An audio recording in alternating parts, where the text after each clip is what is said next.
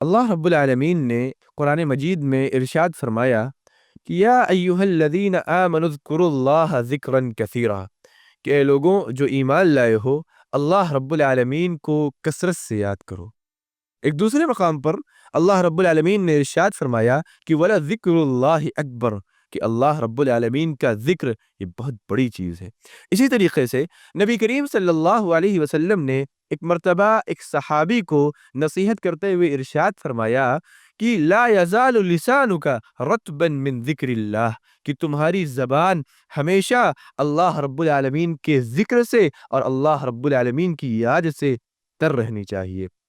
اور خود نبی کریم صلی اللہ علیہ وسلم کے حوالے سے متعدد مقامات پر متعدد حدیثوں میں مذکور ہے کہ کان یذکر اللہ علی کل احیانہ، کہ نبی کریم صلی اللہ علیہ وسلم ہر وقت ہر گھڑی اللہ رب العالمین کا ذکر کیا کرتے تھے، اللہ رب العالمین کو بہت زیادہ یاد کیا کرتے تھے۔ لہذا میرے بھائیوں، محترم ناظرین، ہمیں بھی ہمیشہ اللہ رب العالمین کے ذکر کو، اللہ رب العالمین کی یاد کو لازم پکڑنا چاہیے۔ لیکن رمضان المبارک چونکہ یہ رحمتوں کا، عبادتوں کا، نعمتوں کا، ریاضتوں کا مہینہ ہے، لہذا ہمیں اس میں خصوصاً خاص طور پر اللہ رب العالمین کے ذکر کا اہتمام کرنا چاہیے۔ جب ہم عبادتوں میں تھکاوٹ محسوس کریں، جب ہم قرآن پڑھتے رہیں اور تھکاوٹ محسوس کریں، جب ہم قیام اللیل کرتے رہیں اور تھکاوٹ محسوس کریں، اپنے جسم کو آرام دینے کے لیے اپنے بستر پر لیٹیں، اللہ رب العالمین کے ذکر سے ہماری زبان